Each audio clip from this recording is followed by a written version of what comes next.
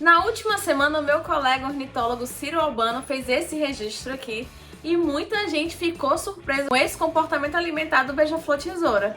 Mas assim, cabeças, os beija-flores podem se alimentar de outros recursos além do néctar das flores que a gente já conhece. Você quer saber quais são?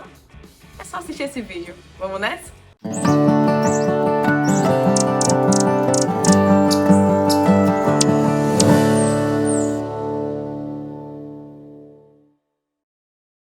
Cá estou eu, mais uma semana falando sobre beija-flores. Inclusive, pessoal, hoje é mais um daqueles dias que você vai sair surpreso com o que você vai ver aqui. Te garanto que os beija-flores se alimentam majoritariamente de néctar. Isso você já sabe, né? Então, cerca de 90% da dieta dos beija-flores é composta pelo néctar das flores que a gente sempre vê eles se alimentando por aí. Porém, contudo, entretanto, existe um outro item também essencial na dieta dos beija-flores que muita gente não conhece, que são os artrópodes. Apesar dessa presença ali dos artrópodes no cardápio do beija-flor ser longe de ser proporcional em relação ao néctar das flores, os beija-flores precisam consumir esses artrópodes para adquirir alguns nutrientes como proteínas e lipídios que eles não encontram no néctar das flores. Porém, contudo, entretanto, os artrópodes também são elementos essenciais na dieta dessas aves. Certo. Tudo bem, eu sei que é um grupo amplo, então vamos falar de alguns exemplos aí de artrópodes que os beija-flores podem se alimentar. Formigas e pequenas aranhas que eles coletam ali na vegetação e também podem se alimentar capturando os insetos em voo, que é o que a gente chama de hawking. É isso, é como se fosse uma pequena ave de rapina ali com seu hashi super eficiente. Quais insetos seriam esses, Natália? Pequenas vespas e moscas. Eu já falei um pouco sobre isso lá no meu Instagram. Aproveito para convidar vocês a seguirem o @DinisBio. Lá tem muitos vídeos que não tem aqui no YouTube. Também a gente pode interagir bastante por lá. Então não deixe de me seguir lá no Instagram.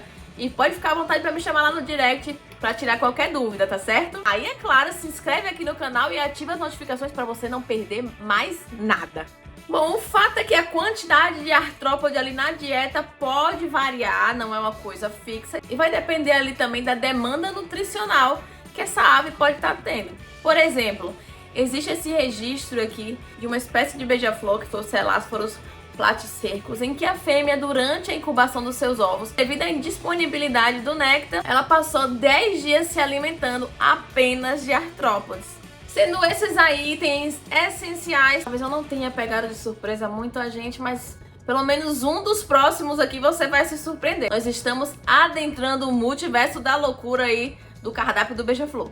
Assim, como eu já dei um spoiler lá no início do vídeo, vamos falar então sobre a frugivoria. Beija-flores podem utilizar frutos como recursos alimentares, apesar de não serem itens tão essenciais como, por exemplo, o néctar das flores e os artrópodes que a gente falou agora há pouco.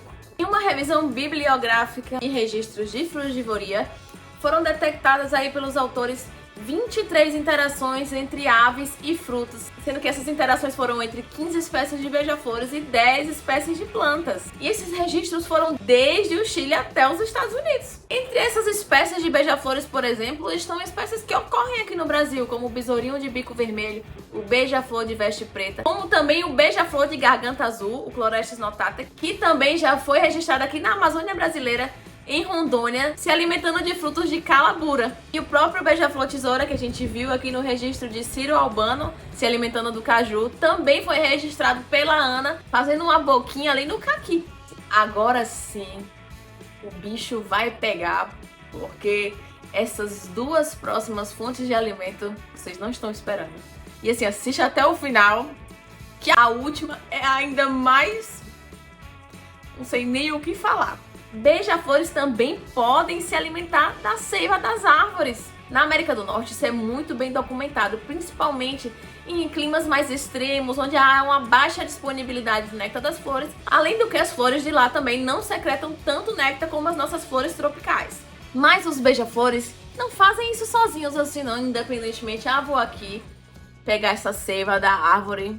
Não, eles contam com a ajuda de uma outra ave. Não é bem uma ajuda voluntária, entendeu? Não é uma coisa assim, e aí meu brother, me ajude. Não é, né? Mas, como muito inteligentes que são eles aproveitam a oportunidade e não deixam passar. Essa interação ocorre com os pica-paus, de um gênero que é conhecido como sugadores de seiva. Vocês vão achar aí na literatura como sapsuckers. E os membros desse gênero se alimentam da seiva da árvore e, portanto, eles fazem pequenos furos nos troncos das árvores.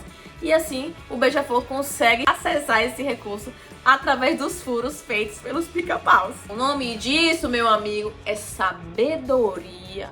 Em terras tropicais, o primeiro registro documentado dessa interação foi feito na Colômbia, em que os pesquisadores estavam observando o comportamento dos pica-paus de bolotas. Não pertencem ao mesmo gênero dos sugadores de seiva, eles pertencem a um outro gênero, que é um gênero ali próximo filogeneticamente dos sapsuckers, dos sugadores de seiva. Esse segundo gênero que ocorre aqui na Colômbia também ocorre aqui no Brasil, que é o gênero Melanerpes.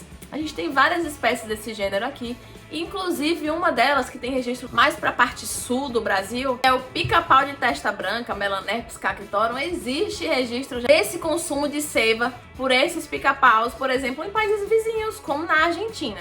Aqui no Brasil eu não localizei nenhuma interação desse tipo e, portanto, muito menos essa interação entre beija-flores e esses pica-paus. Mas isso não quer dizer que não exista registros desses beija-flores se alimentando de seiva aqui no Brasil não, viu?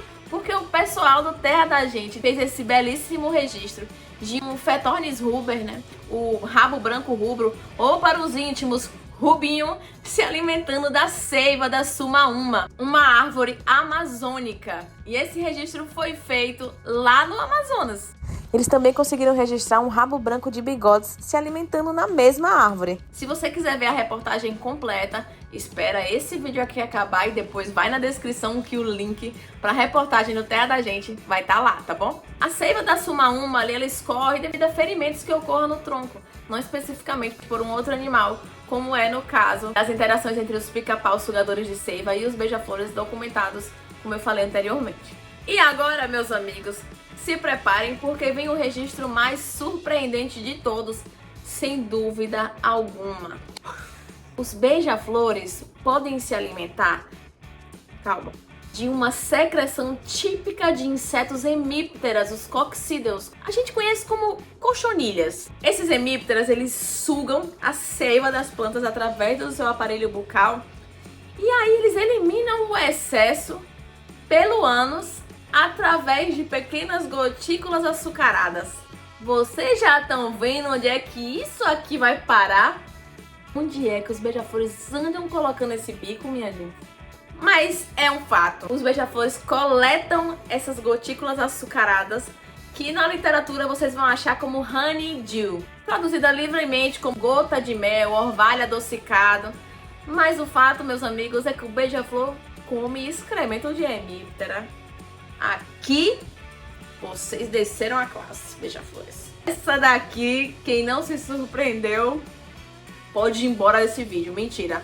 No Brasil, várias espécies de beija-flores já foram documentadas fazendo isso, como, por exemplo, o beija-flor de fronte violeta, o beija-flor de peito azul, o próprio besourinho de bico vermelho, que tá em todas. A gente não perde uma boca, né, véi? Também o beija-flor de papo branco. Os beija-flores não cansam de nos surpreender, né? Ainda assim, é importante salientar que esses registros são mais raros, tá? Até onde se sabe, os principais itens alimentares dos beija-flores são ainda o néctar das flores e os artrópodes necessários para lhe complementar a sua demanda de nutrientes. Me conta agora quantos desses alimentos vocês já sabiam que o beija-flor explorava e se você ficou chocado que o beija-flor come excremento.